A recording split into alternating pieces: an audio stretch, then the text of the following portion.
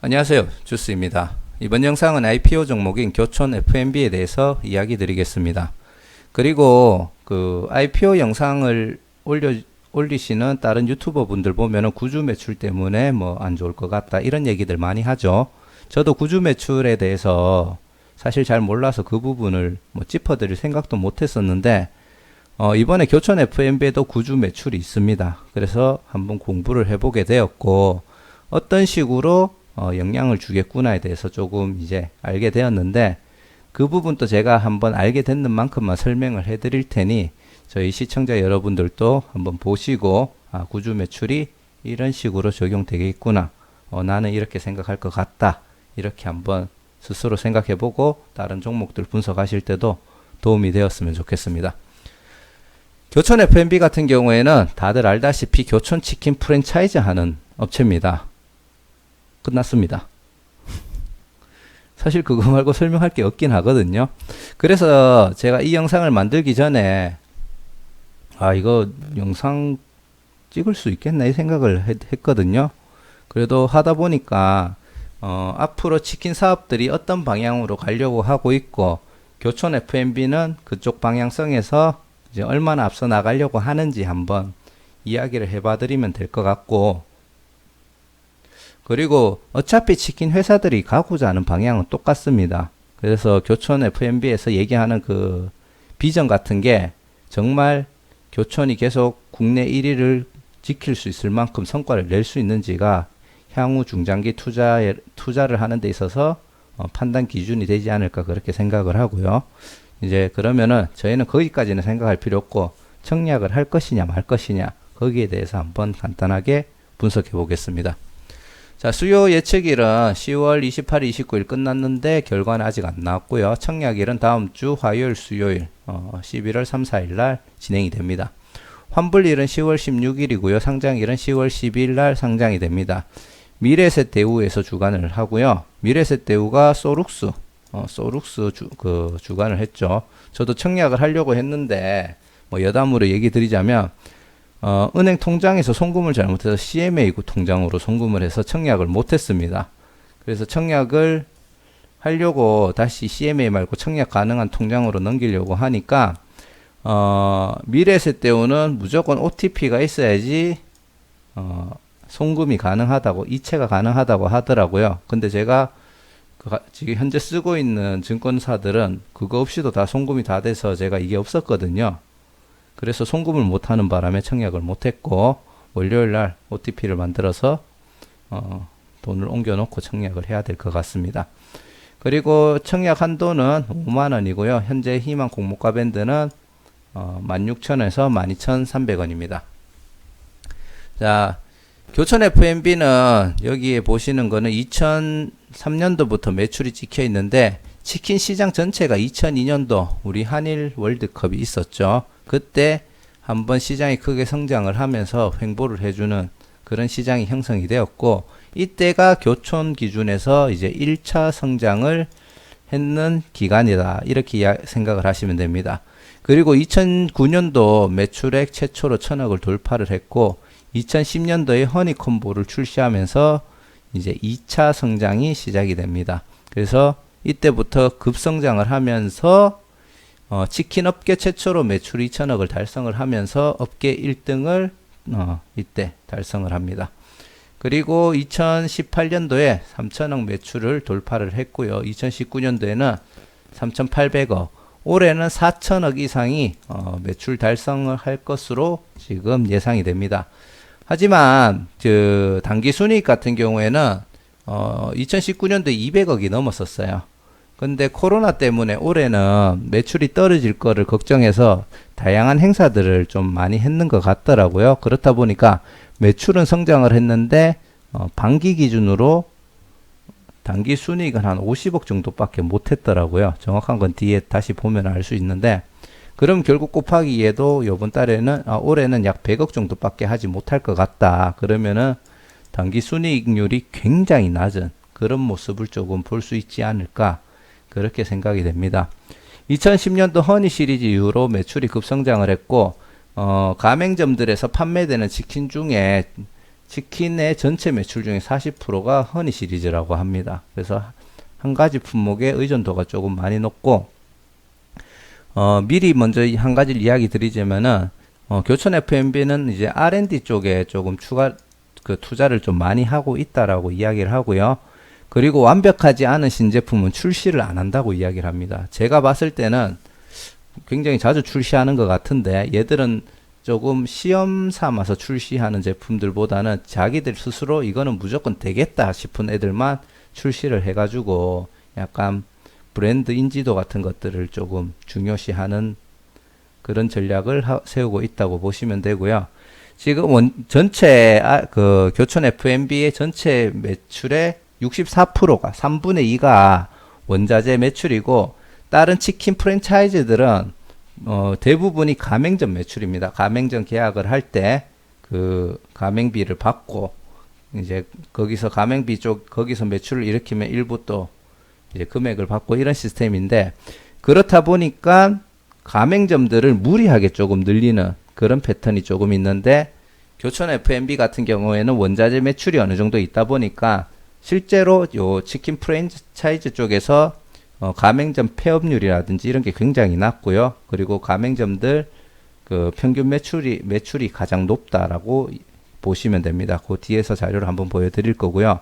근데 이 원자재 같은 경우도 결국은 가맹점으로 들어가요. 매출 비중에서는 따로 분리를 했지만 결국은 원자재가 가맹점 쪽에 들어가는 게 맞고, 그리고 뭐 HMR 그래가지고 이제 뭐 우리가 흔히 교촌치킨에서 사는 그런 상품들 외에 다른 상품들을 구성해서 파는 매출도 어느 정도는 있거든요. 그래서 그런 쪽도 앞으로 시장을 키워나갈 예정이라고 합니다. 뭐 사실 지금 얘기했는 게 다예요. 사실 뒤에서 얘기할 거 땡겨서 지금 이야기를 드린 거거든요. 자, 그리고 자회사는 BHN 바이오, 그 KM 피푸드, 계림물산그래서 소스, 무, 육가공 재료들을 다 직접 다 받고 있고요. 계림물산은 교촌 F&B가 100% 지분을 가지고 있고, KPM푸드도 100% 교촌 F&B에서 가지고 있습니다. 다만 이 자료는 2017년도 말 기준이다 보니까 현재는 어느 정도 변동이 되어 있을 수도 있다는 점 참고해 주시고요. 그리고 교촌 F&B는 요 창업주인 권원광 씨가 이때 당시에 100% 지분을 가지고 있었는데, 현재는 이제 청약 IPO로 상장하기 위해서 이제 지분이 어느 정도 쪼개져 있는 그런 상태죠. 그리고 BHM 바이오가 또 그 교촌 F&B 창업주인 권원광 씨가 100% 지분을 보유하고 있는 중이고요. 사실 이런 상태가 되면은 교촌 F&B도 이제 권원광 개인의 지배율이 워낙에 높다 보니까 그 말에 힘이 좀 있고, 여기 또 개인 회사죠. 그러다 보면 여기서 소스를 공급받을 때 굉장히 가격을 후하게 쳐줄 겁니다. 왜? 여기서 발생하는 수익은 개인의 재산이 될 수 있지만, 이제는 여기에서 나오는 재산들은 수익들은 주주들하고 결정을 해서 나눠 갖게 돼 있죠. 물론 우리나라 회사 상장하는 회사들의 단점이 그래도 대주주의 발언권이 너무 세기 때문에 그걸 또 빼돌리려고 하면 빼돌릴 수는 있다고 하더라고요. 그래서 뭐 그런 부분이 있지만 그래도 조금 유리하게 줄 거고, 뭐 요런 데는 뭐 조금 더 줄 수도 있고 덜 줄 수도 있고 어차피 지분이 한쪽에 다 치우쳐져 있으니까 그렇게 이해를 하시면 되고, 그리고 미국 현지법인, 중국 현지법인까지 자회사를 두고 있습니다. 교촌 F&B에서 이제 이거는 자랑을 하긴 하던데요. 천연재료 기반의 소스를 만들어서 공급을 받고, 우리는 2번을 튀긴 다음에 소스에 치킨을 묻히는 게 아니고 이렇게 브러싱을 해서 한다. 그래서 우리는 좀 더 바삭한 치킨을 만들어서 줄 수가 있다. 그렇게 이야기를 하고요. 그리고 고객들 비선호도 제품인 뭐 윙봉 이런 것들을 니즈를 파악해 가지고 단일 제품으로 판매하는 그런 시장을 창출을 했고 선점을 했다.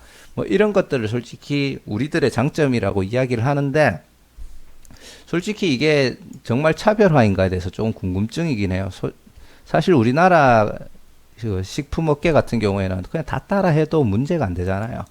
어느 정도는 날개만 해서 주네, 뭐 복만 해서 주네 하면서 신선하다 하고 선점했는 건 있겠지만, 결국 더 맛있게 만드는 회사가 출시를 하게 되면은 교촌이 치킨 시장의 1위를 탈환했듯이 결국 누군가는 다시 뺏어올 수 있다라고 생각하기 때문에 저는 이거는 장점은 아니라고 생각을 합니다. 그리고 이제 요거는 가맹점들 기준으로 해서 조금 장점인데, 교촌은 이제 서로 간의 상권 보호를 좀 많이 해주는 편이고, 가맹점당 연평균 매출액이 6억 2천만 원. 이 정도면 매출이 엄청난 거죠. 그리고 BBQ는 4억. 그리고 BHC는 3.3억. 굽내는 3.1억. 내내는 한 2.1억 정도가 된다고 합니다. 그래서 이런 부분이 있고, 그리고 확실히 가맹점 폐점률이 그렇다 보니까 굉장히 낮은 0.2% 정도. 2018년도에는 0.5인데 2019년도에는 0.2%거든요. 그래서 0.2%의 폐업률을 기록하고 있다라는 것은 굉장히 큰 장점이라고 볼 수 있습니다. 실제로 우리나라 치킨 회사가 아니죠. 치킨 점포가 현재 창업보다 폐업하는 데가 더 많다고 하더라고요. 그런 면에 있어서는 확실하게 교촌은 가맹점을 굉장히 잘 관리하고 있다, 이렇게 보시면 될 것 같고, 현재 프랜차이즈 시장 규모가 30조인데 치킨 시장이 4.2조가 된답니다.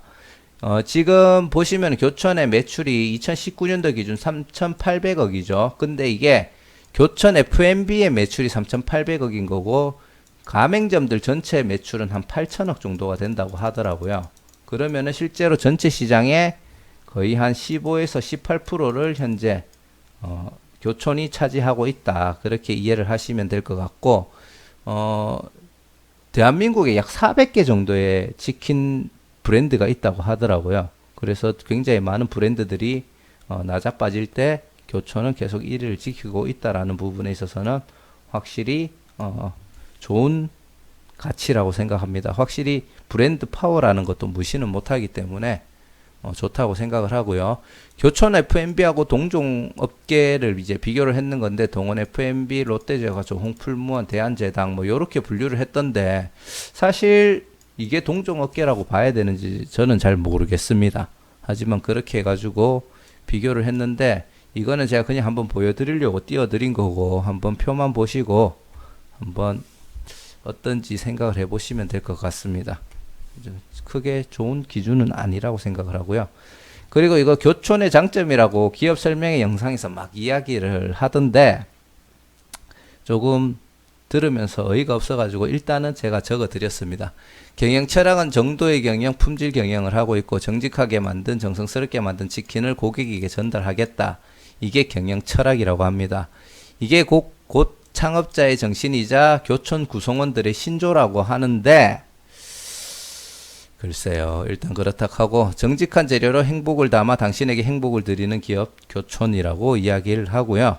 창업주는 원광씨인데, 사실 제가 이걸 왜 보여드리냐면은, 권원광씨가 그 이사로 있는 자기 육촌 관계 되는 이사를 폭행을 하고 이런 문제로 사실 조금 물의를 일으킨 적이 있고, 이 기업 설명회 영상에서 이야기를 할 때 우리는 대세를 받아들여서 전문 경영이 체제를 하고 있다, 이렇게 주장을 하면서 이제 되게 자랑하듯이 얘기하던데, 그때 당시에 요 창업주 이미지가 완전 개판이 났습니다. 그래서 아마 어쩔 수 없이 CEO에서 물러날 수밖에 없는 상황이었고, 그렇다 보니까 요 두 분을 이제 전문 경영인으로 이제 초빙해가지고 경영을 하고 있다, 그렇게 이해를 하시면 될 것 같고, 현재 아까 전에 보여드렸던 요 자회사들이 어떤지는 모르겠지만, 이게 교촌 F&B의 자회사들, 즉 재료 같은 걸 공급해주는 회사들도 보면은 친인척 관계들이었어요, 전부 다. 근데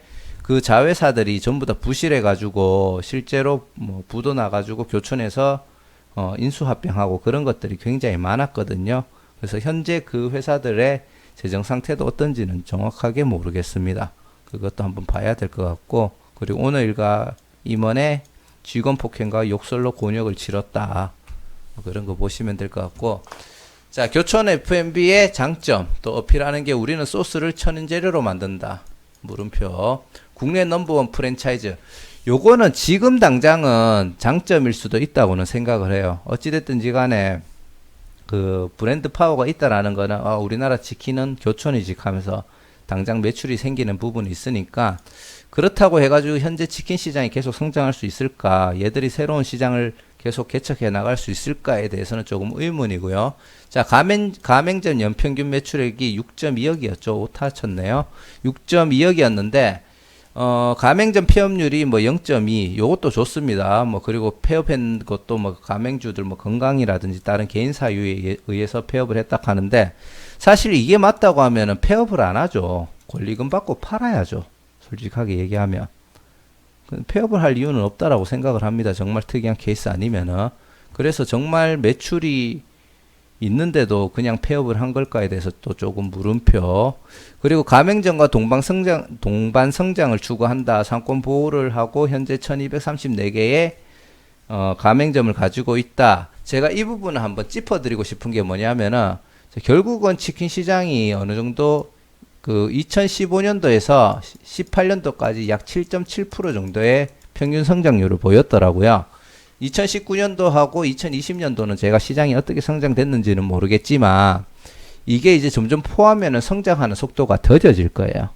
그러면은 결국 정해진 파일을 다른 치킨 브랜드들하고 이제 나눠 먹기를 해야 되는데 상권을 보호해 준다고 이 가맹점을 해주게 되면은 결국은 이 가맹점이 더 이상 늘어나지는 못할 거예요. 아까 전에 뭐 원자재 관련해 가지고 매출이 64%, 극 3분의 2 정도가 된다고 했지만 사실은 그 매출이 이제 딱 결국은 가맹점으로 나가는 게 많기 때문에 그 원자재들이 결국은 제가 봤을 때 더 큰 성장을 하기 위해서는 또 다른 시장을 조금 개척해야 되지 않을까. 그리고 그쪽에서도 성과를 이제 내야 되지 않을까.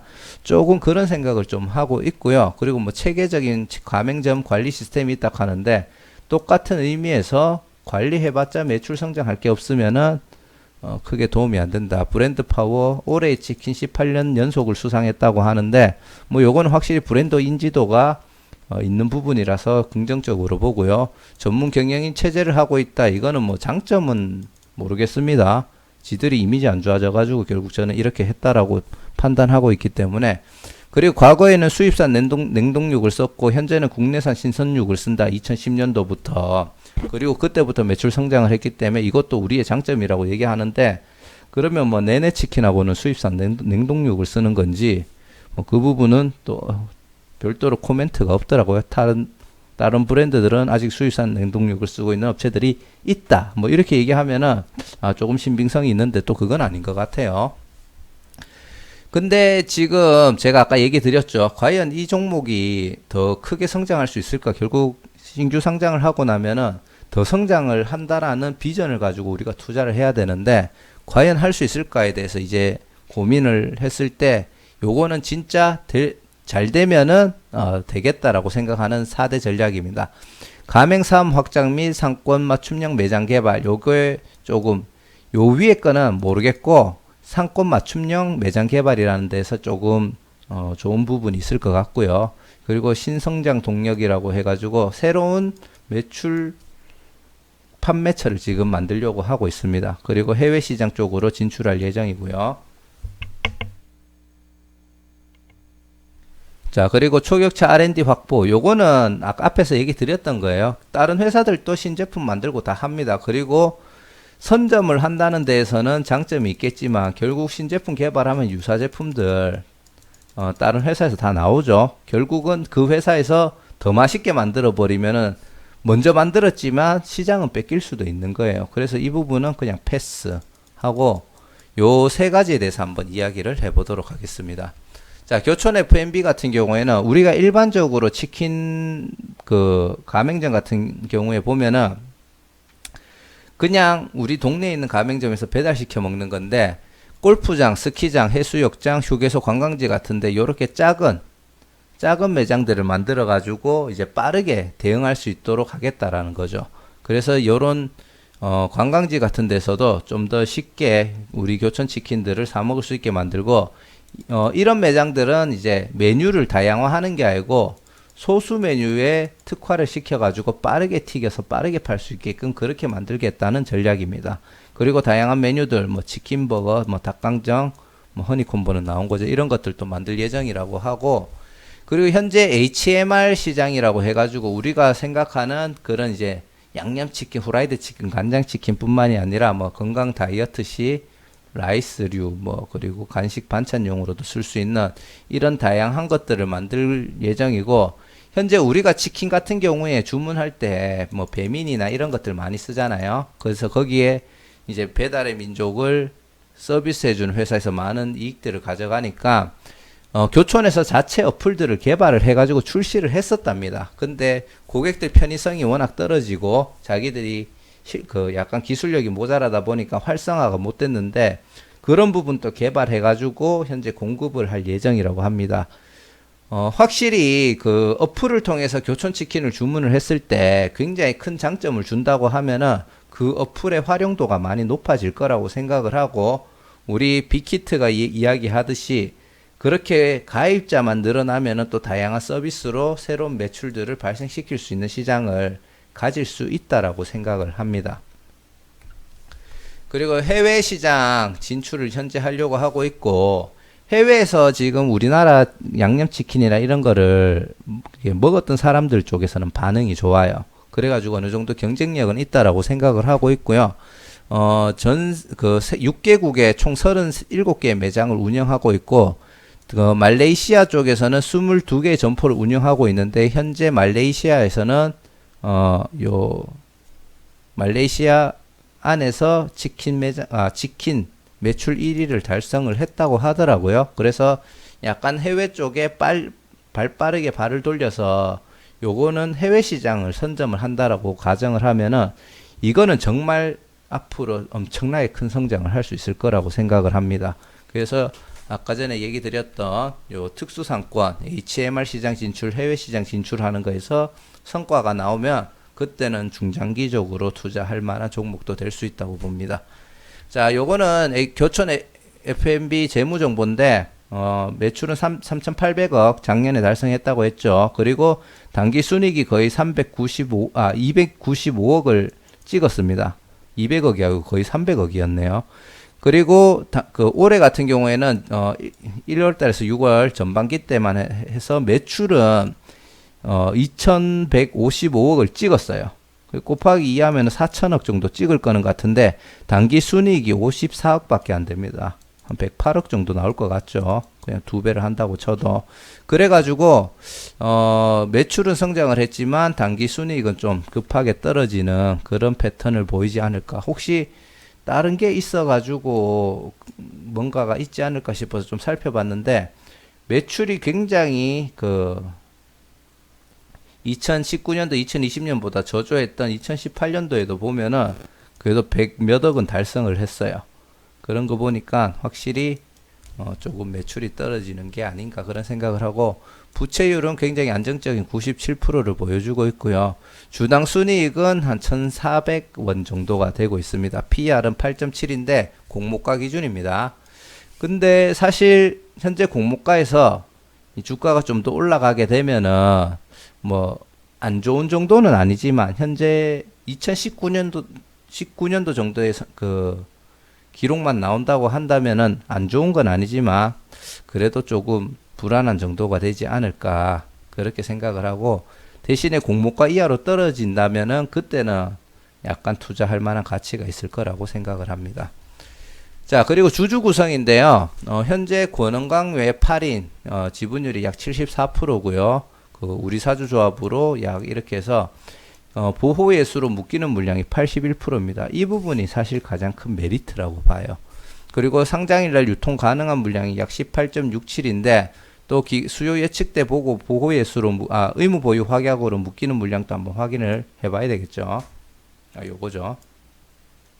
자, 그리고 주식 매수 선택권으로 임직원들 약 21만 주 정도 행사 가능한데, 행사 시점 또 요것도 한 1년 정도가 있어요. 그래서 요것도 조금 괜찮다 그렇게 판단이 되고, 그리고 이때 전체가 다 주식 매수 선택권으로 행사가 된다고 쳐도 요때 상장했는 물량 전체의 1% 미만이 추가가 되는 거기 때문에 뭐 많이 부담스러운 물량은 아니다 그렇게 판단이 됩니다.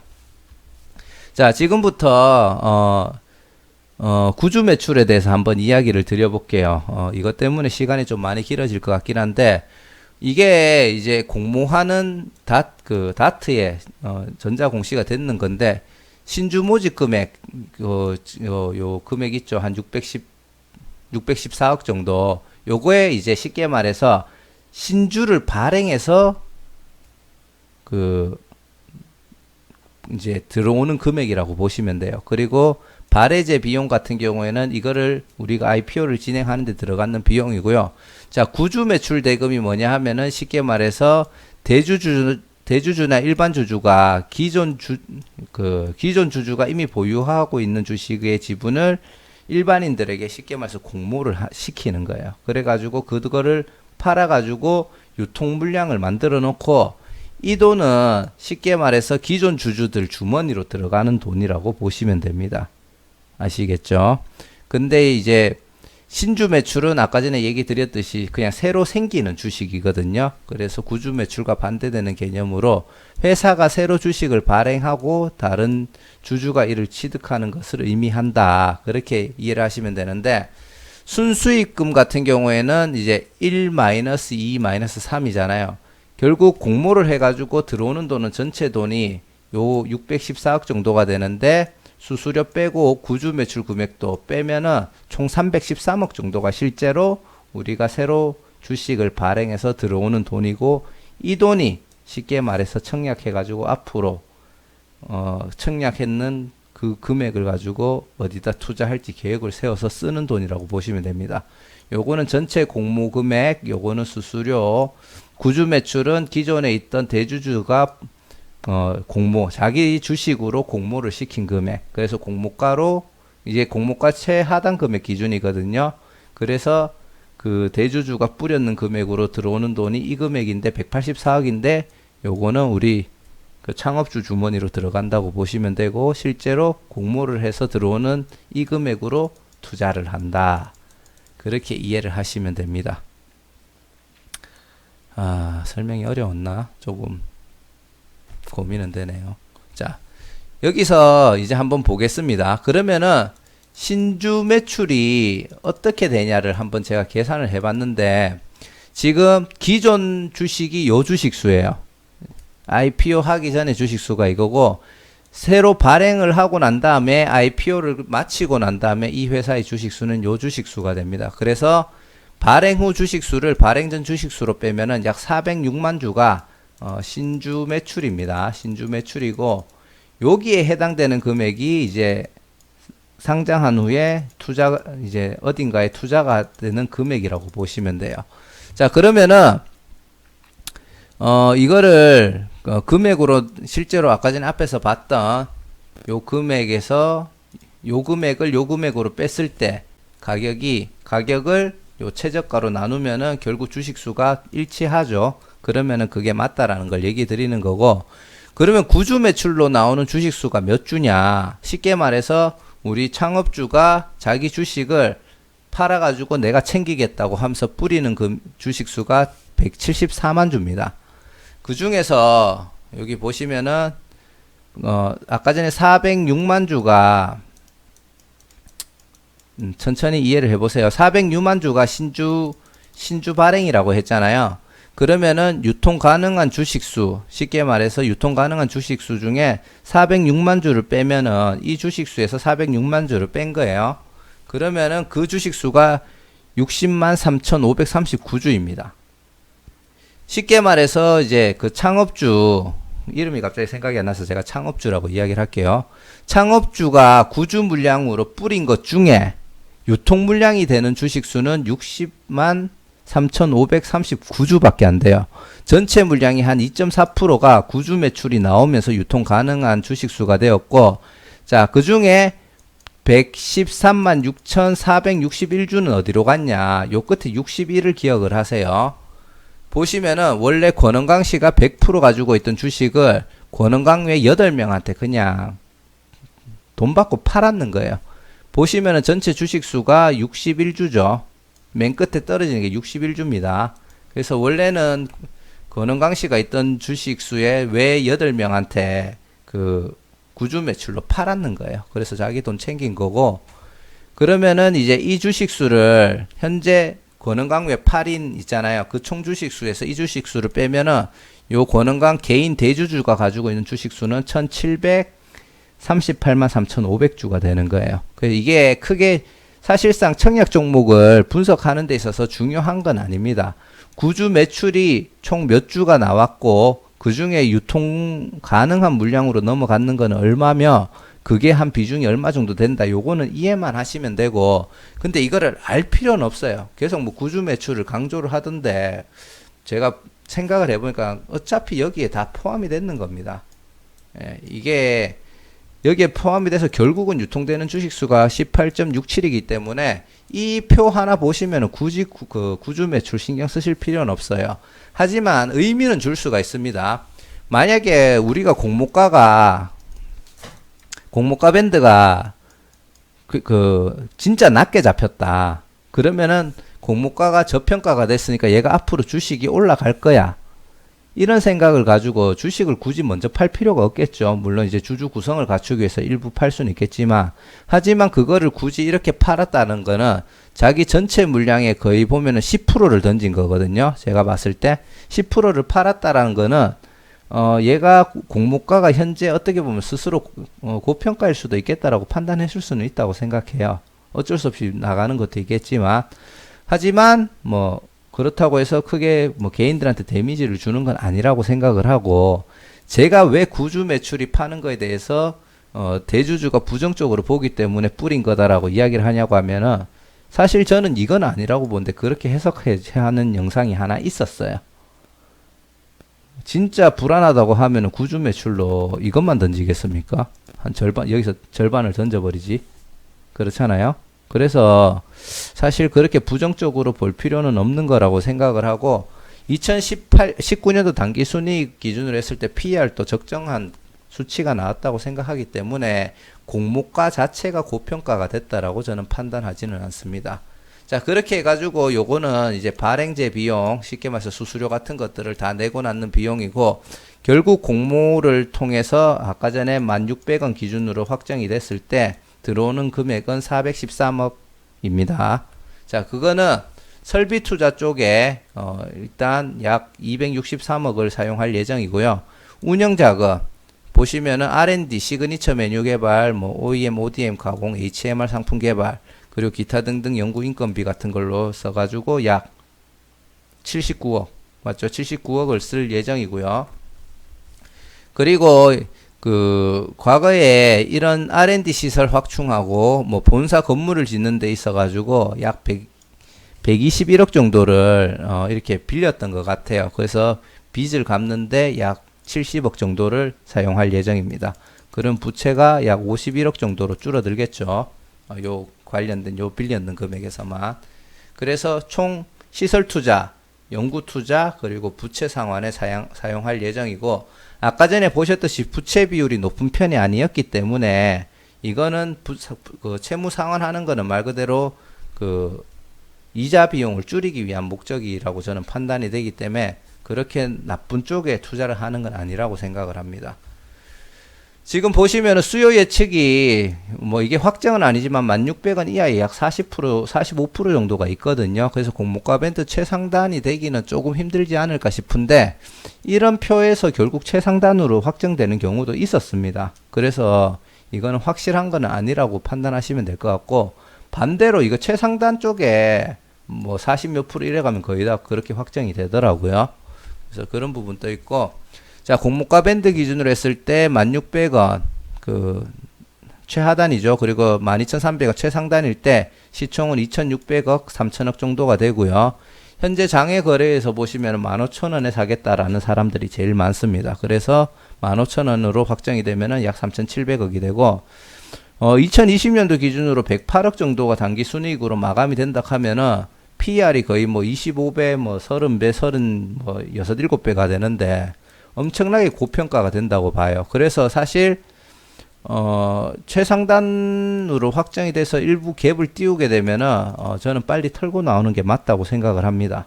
빨리 코로나가 안정화가 되고 얘들이 단기 순이익이 어느 정도 올라와서 그 2019년도 정도 수치만 된다고 하면은 적정 수치라고 생각을 하는데, 자, 여기서 또 하나 체크해 봐야 되는 게 뭐냐 하면은, 어떠한 회사들이 신규 상장을 하기 위해서 보통 재무제표를 조금 손을 댑니다.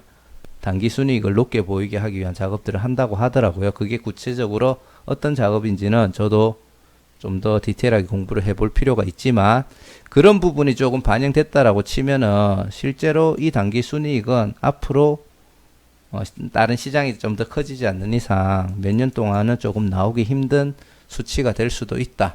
그렇게 판단하시면 될 것 같고요. 자, 그래서 제가 생각하기에는 그렇습니다. 주주 구성 및 상장일 유통 물량은 좋습니다. 그리고 치킨 시장의 성장과 가맹점이 증가 가능성은 뭐 있을 수는 있겠지만 사실 약간 주춤한 단계라고 판단이 되기 때문에 사실 현재 시장에서는 더 이상 커질지는 알 수가 없다. 특수상권 HMR 해외 시장 개척 성과가 있을 경우에 아마 추가 성장이 가능할 것 같고 중장기 투자로서 가치가 있다. 하지만 우리가 지금 이 영상을 보는 이유는 청약을 해도 될 것인가 판단을 하기 위한 영상이잖아요. 그래서 단기적으로는 조금 접근할 만한 가치가 있을 수도 있다라고 생각을 하고요.